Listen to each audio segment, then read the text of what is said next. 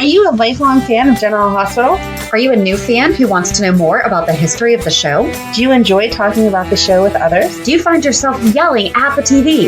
Is your self-care an hour a day in Port Charles? If so, we invite you to join hosts Amanda Kimmel and Shannon Coach at the place where all the hidden conversations take place and secrets are revealed. Meet us at Pier 54, a General Hospital fan podcast.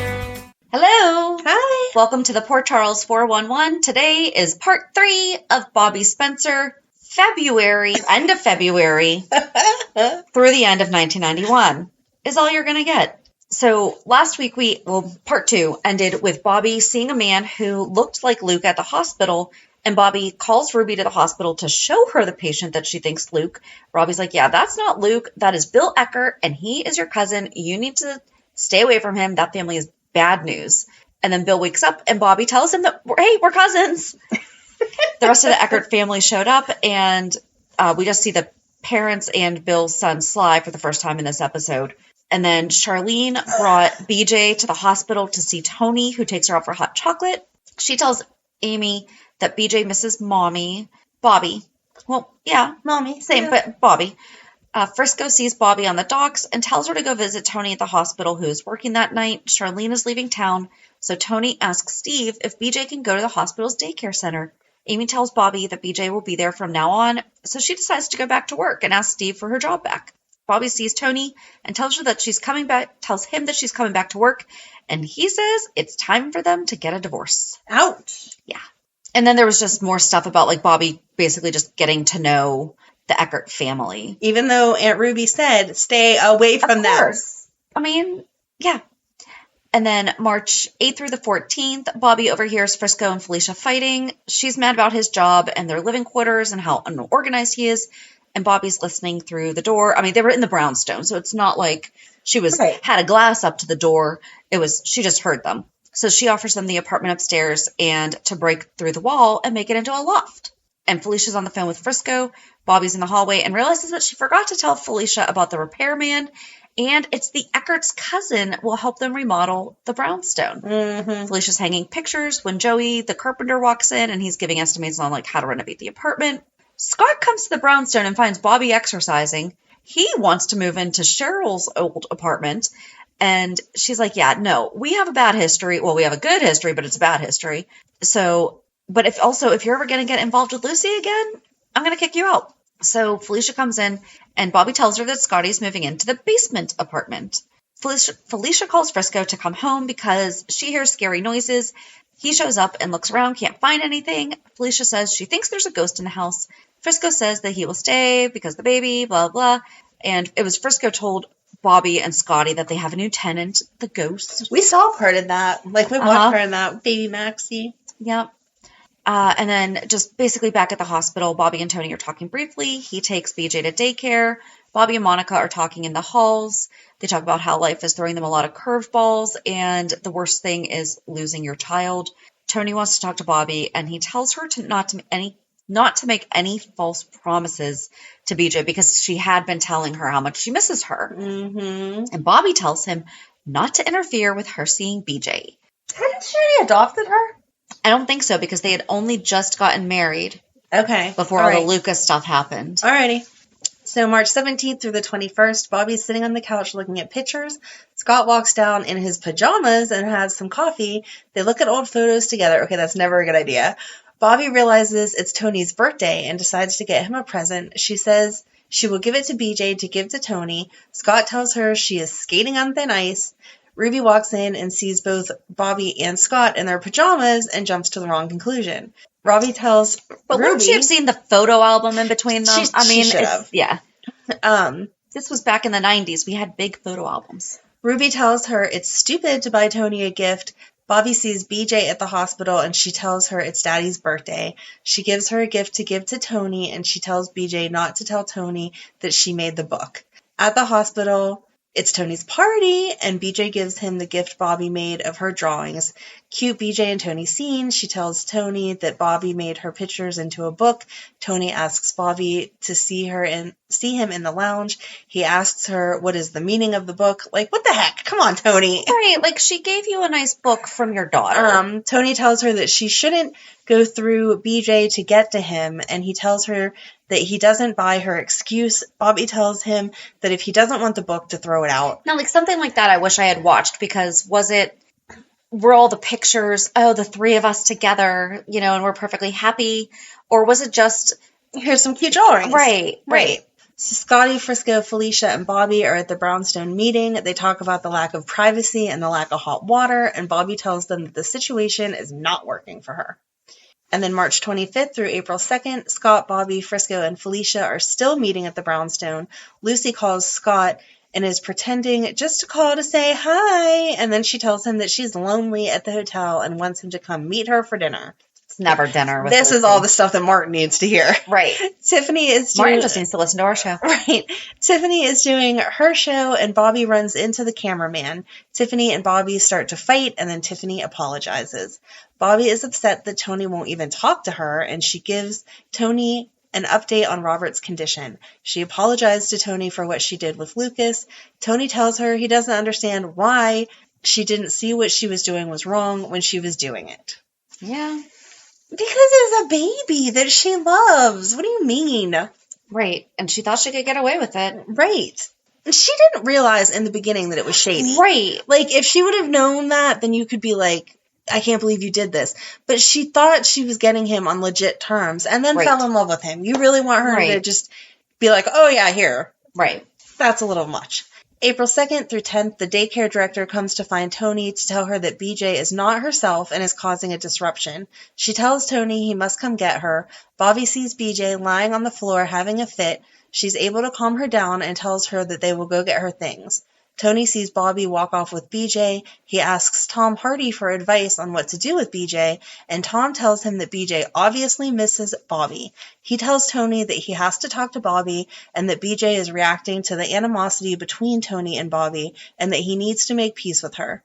Bobbie is at Kelly's with Bill, because again, you were already told to stay away. Mm-hmm. Tony comes in and wants to talk to Bobbie. Bobbie tells him she's about to go out with her friends and that she is sure that they can talk later. Oh, that's not a good idea. Mm-mm. Scott shows up at the Brownstone. He tells Bobbie he was a loser in court that day. Bobbie is getting ready to go out for the night on the town. There's a big party going on to celebrate the end of the salvage operation. That was when the Tracy boat. Oh, we yeah. had the green. Okay. So Bobbie and Bill are hanging out. Bobbie and Bill sit on the stoop and talk about the guy at the bar who was harassing her. Bobbie says how it's hard to live down your past no matter how hard you try. And then Tony shows up at the Brownstone to talk to Bobbie, and she's still upset over the incident at the party. I don't know what the incident was. Oh, I guess it might just be the guy hitting on her thing. No, I think it means whenever he yelled at her about the book. Oh, okay. Bobbie's still upset about the incident at the party. Tony tells her it's about BJ. Finally, they talk. He tells Bobbie that they need to work on how they deal with BJ. Tony gets nasty, and Bobbie gets angry and throws Tony out. Yeah. April 10th through 17th, Tony and Bobbie talk. Bobbie tells him not to go into the Brownstone when she is not home. Tony tells Bobbie that BJ is having problems adjusting now to their new life. He wants Bobbie to spend more time with BJ. He just told her. Uh-huh. Mm-hmm. He apologizes for saying that she was using BJ to get to him, and Bobbie picks up BJ from daycare. She asks her when Bobbie is going to come back and live with them, and Bobbie and Tony decide they need to work something out with BJ for her sake. That's so sad. Mm-hmm. At the end of the week, Tony tells Bobbie that BJ's behavior is 100 times better since Bobbie has been spending time with her. Tony tells Bobbie that all she talks about is her time with Bobbie. Tony tells Bobbie that all she talks about is her time with Bobbie, and it's hard for him to hear that. Bobbie and Tony talk and decide they have to communicate a little better. Bobbie tells Tony she wants to get on with her life, so she wants to work out a settlement between them.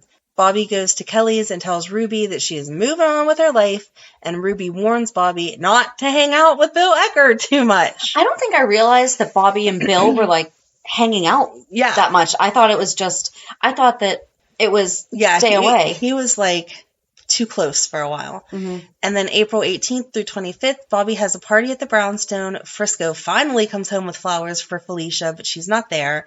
She is downstairs at Bobbie's party and tells him she doesn't want to come up. And I don't know why. They were... I think he Whatever. just continued being a jerk. Yeah. Like, So then April 25th through May 3rd, an earthquake hit Port Charles, and Bobbie is taking care of Maxie while Frisco stays with Felicia through her medical treatment. Tony tells Bobbie that she's a wonderful mom when he sees her with Maxie. You've seen her with BJ Right. and Lucas. right. I mean, okay, guys, you can never tell a woman too many times that she's a great mom. True. Because every single day, multiple times a day, we don't think we are.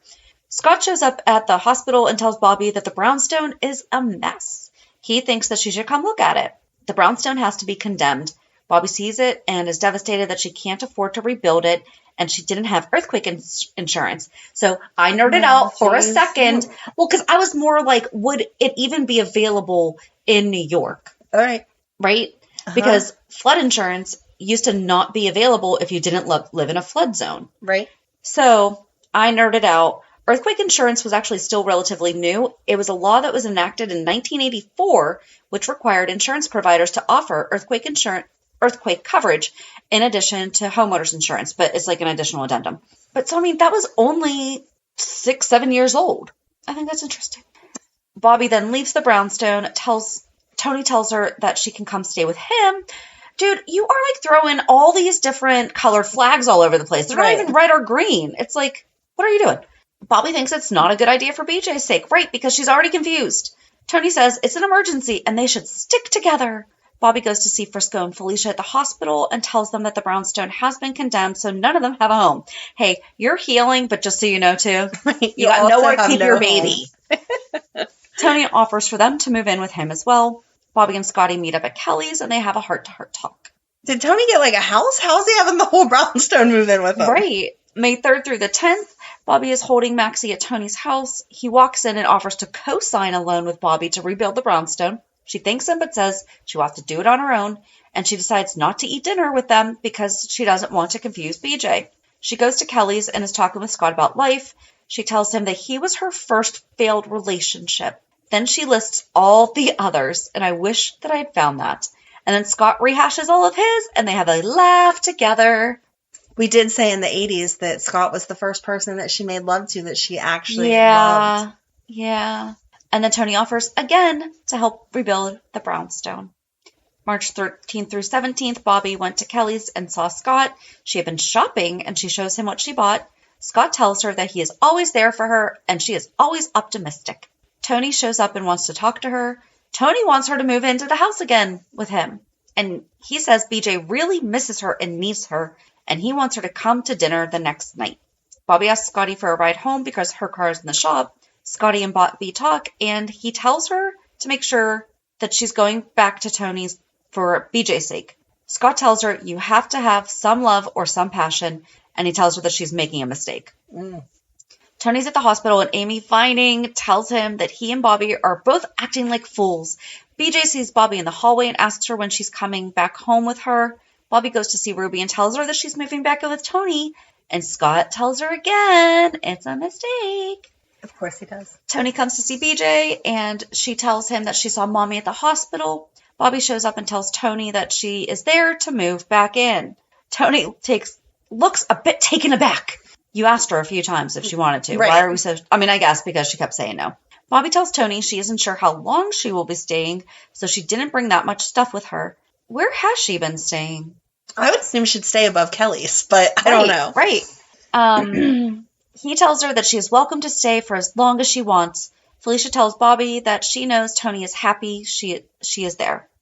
Bobbie, BJ, and Tony are roasting marshmallows by the fire because you don't want to confuse the kid. Let's do something romantic.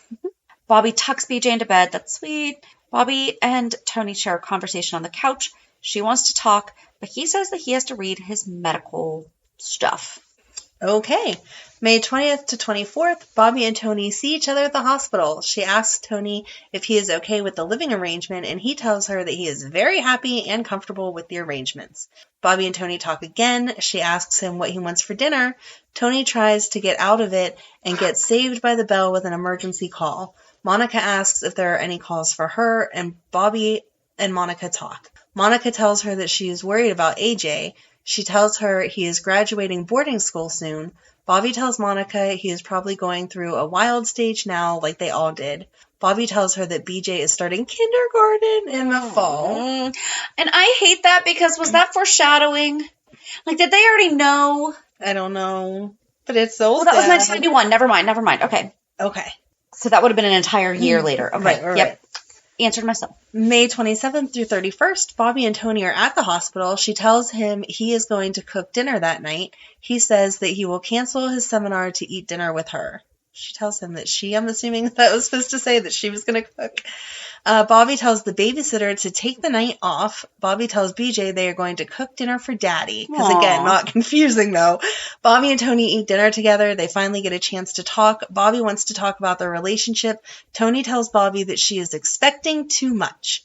Tony leaves, and later on, he apologizes. Again, so many mixed signals here. Yeah. June 3rd through the 7th, Tony sees Bobbie at the hospital and asks her for a favor. He wants Bobbie to throw him a dinner party for a famous neurosurgeon. She agrees. She winds up upset about the party, but not sure why. The next day, Bobbie tells Ruby she blew her chance at shining in Tony's eyes and that the dinner was a flop. June 10th through the 14th, Bobbie shows the Brownstones' reconstruction plans to Frisco. Bobbie and Tony talk about the plans when they can't sleep. Next few days, talk about Frisco leaving. Again, because that's all Frisco ever does. Right. June 18th through the 24th, Tony and Bobbie are upstairs in the house. He asks Bobbie out for a special dinner. Tony just wanted to have a quiet dinner with Bobbie. He asks her to dance with him. They talk about stirring up old feelings. Bobbie tells him it is time to go home. Bobbie and Tony are at home, both in bed, wanting each other, but alone. They meet in the hall and start to kiss, and they end up... Bow, bow. June 21st through July 1st, Bobbie and Tony... That was their song, by the way. Bobbie and Tony wake up together in bed after spending the night together. Tony sees Bobbie and tells her that he is madly in love with her, and they kiss, assuming at the hospital, and Bobbie tells Anna that she and Tony are back together. Yeah, because the way that was written, it was like, obviously... Yeah, like later. Yeah, you see her whenever she's laying in your bed, but then it was later on. Yeah. And then July 2nd through 8th, Bobbie and Tony are moving back into the brownstone. They have a picnic on the floor, and Scott comes and moves back in too. Hold on 1 second. So that was July 2nd through the 8th. Uh-huh. Man, that is some quick construction. I mean, I guess Bill Eckert... June 10th through the 14th. Bill Eckert knew his stuff, or but no, cousin Eckert, whoever it was. That was before the earthquake. That was just expanding to tear down the wall to make it a loft for Frisco and Felicia. This was not even a month later because they were looking at the after Condemned. It was bad enough it was Condemned, and they got it back up to we're moving together. Okay. July 9th through August 20th, Bobbie and Tony keep being all mushy and lovey-dovey. Bobbie went to see Tiffany and told her she forgives her for the whole Lucas thing. Tiffany was in the hospital after drinking the milk Fajon poisoned. Remember during the cartel? Oh, yeah. Yep. Okay. I am loving because, like, everything that we've done is all looping back together. Over the next few days, Bobbie and Tony work together on Tiffany's case. She gets upset that Tony wants to take a leave of absence to focus completely on Tiffany's case. While Tony stays in Port Charles, Bobbie goes to an OR nurse convention. He is worried the doctors will be hitting on Bobbie. While she's away, Tony is taken hostage by Leopold's men. He's rescued by Anna and Mac. Bobbie comes back and Tony tells her that he had the formula, but the computer files were deleted. Later, Bobbie walks in on Lucy and Tony talking. Tony and Bobbie chat about Lucy. Tony tells her that he is a one-woman man and he loves her. Remember Rita, Tony? Bobbie is with Ruby at Kelly's and Scotty arrives. Bobbie tells Scotty that she can't stand Lucy. She tells Scott that she walked in on Lucy kissing Tony. Scott tells her Tony would never leave Bobbie for... What? Scott tells her Tony would never leave Bobbie for Lucy. Scotty later tells Lucy to stay away from Tony. And then August 27th through September 23rd, Bobbie went to the plant with Bill. Lots of little mentions. That was when, remember, he was showing her that plant and then that one person passed out and Bobbie went to the rescue. And then, there was just a lot of different here and there mentions of her during, this was the cartel. All right. And then Simpson asks Bobbie if she has any rooms in the brownstone for him to move into, which sounds like a horrible idea, but okay. Yeah. And then September 24th and 25th, Bobbie and Anna meet at Ruby's and complain about the construction delays. Okay, so they didn't move back in. Bobbie and Anna go to see the Joneses' house. Robin wants to move into a house, not a penthouse. Remember we watched this? Mm-hmm. They went to Bobbie's old house. Anna tells Bobbie that she loves the idea of Robin growing up in the Joneses' house, and she'll take it. And this was when Robin called her love. Mm-hmm. So Bobbie gets mugged by 2 attackers who want to send Tony a message. Anna and Robert find her tied up in one of the bedrooms at the Weber house. The next day, Bobbie tells Tony that she called in sick. She wants to spend the day with BJ, and she is scared. Bobbie wants Tony to stop his research. She thinks he is putting her life and her daughter's life and his daughter's life in danger. Because, okay, quick backstory. Tiffany was poisoned by Faison. Faison was part of the cartel. They were trying to take over the world. And so obviously Tony trying to save Tiffany was against the cartel's plans. So Bobbie is not being crazy in all this. Go listen to, I think it was a 2-part of the cartel. Go listen to that. That way you understand that it's not just Bobbie being crazy or overreacting. Yes. Right. Like Tony was being targeted. Also, he was kidnapped a few paragraphs up. But again, it was still going on. Bobbie ends up showing up to work and talks to Steve. Bobbie tells Steve that someone threatened Tony, and she goes to the lab to talk to Tony. She apologizes. He tells her that she is important to him, but he doesn't want her to force him to make choices. Steve comes in and has a medical conference, surprisingly, for Tony to go to. Tony accuses Bobbie and Steve of making a plot to overthrow him. On September 27th, Bobbie and Tony discuss her being tied up and mugged, and she wants him to stop his research. Because I also think she didn't know that he was kidnapped when she came back from her OR convention. He was just like, oh, my files were deleted. Yeah. So she doesn't even know that. She just knows that she was kidnapped. Bobbie then worries about BJ's safety. Yet later, she and Tony go to the Outback for dancing. Okay. Mm-hmm. October 1st, Bobbie brings Tony lunch at the lab. She did that a lot. Like, there are so many different mentions of, she brought him lunch at the lab. That's nice. That is nice. But we make a note of it every single time. Tony asks her to get BJ a birthday present from him because he's so busy.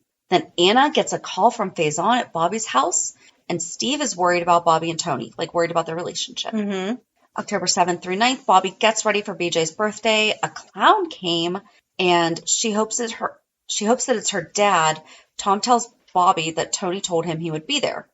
I don't think that BJ thought that the clown was going to be Tony. I think that someone probably came through the door. Right, okay. And she was hoping that that was going to be her dad. Because then Tony finally arrived at the party with a huge dollhouse for BJ. I remember that. Mm-hmm.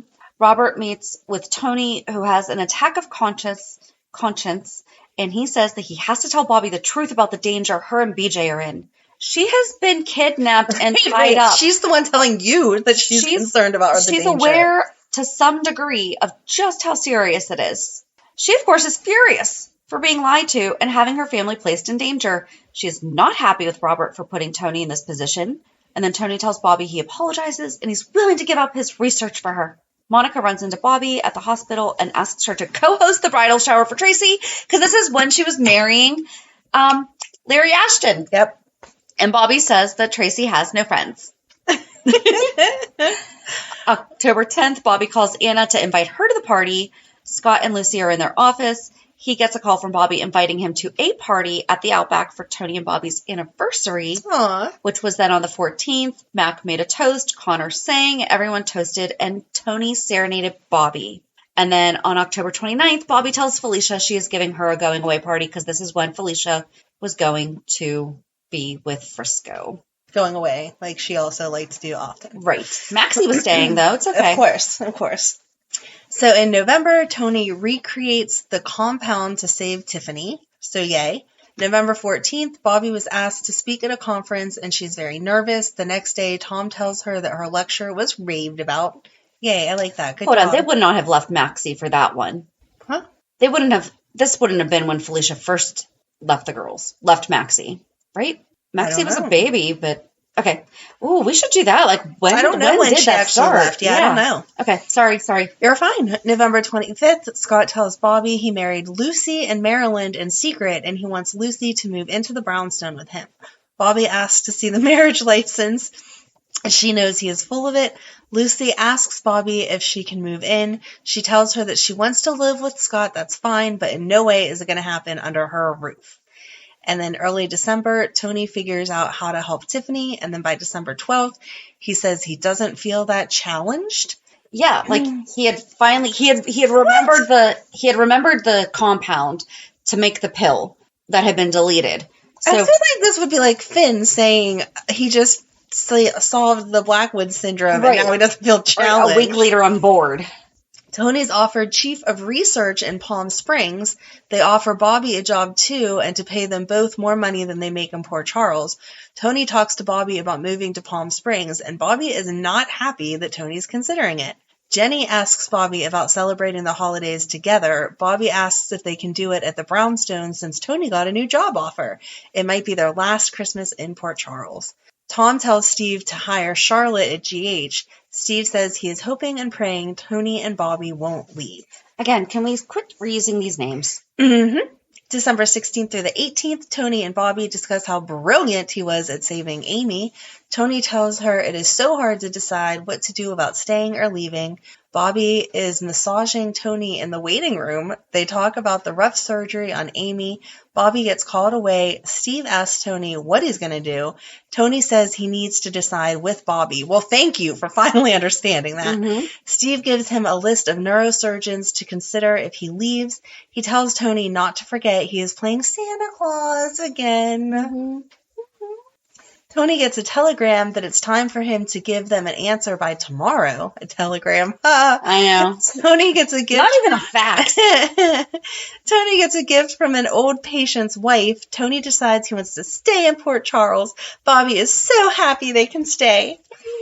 December 19th, Bobbie comes to invite Ruby for Christmas Eve. Ruby tells Bobbie she rented Lucy a room, and Bobbie says Lucy is not welcome for Christmas. And then December 24th, Bobbie brings BJ to the Christmas party. Lucy is upset she was not invited to Bobbie's party. She tells Scotty she doesn't want to be alone for Christmas. Bobbie walks up and Lucy tells her she is not in the mood. Bobbie invites Lucy to join them and put aside their differences for one night. Lucy turns her down and Scott tells her to shut up. That's how we end the year. That's how we end it. Okay, so that's kind of actually also why. Yeah. Okay, just shut up. So this really did not take as long as I thought it was going to because it was the same number of pages, but just whatever. I think it was easier to read because we knew everything. Yeah. I don't think we had to stop and question each other as much, and because we already knew it, we read faster. Yeah. So, but yeah, so I mean that's just kind of like the end of 90. Like that's what happened the rest of 91. You know, she and Tony were on the verge of divorce and back and forth, and there was an earthquake in New York. Yeah, I understand why she didn't have earthquake insurance. Right. But next week we get started on 92. Yay. And 92 is the hard year. One of the hard years. It'll be okay. It will be okay. We'll be fine. But yeah. It was good. It was a nice little, it's a palate cleanser. Sounds and good. a amuse-bouche. You're so sorry. Anyway. But also gave us, I think it's funny that the Lucy and Scott stuff was in there, and we're still dealing with it 23 years later. No! Okay. 33 years I liked your first later. math better. No. How do we keep doing this? Our audience is going to be like, Shannon, get a calculator.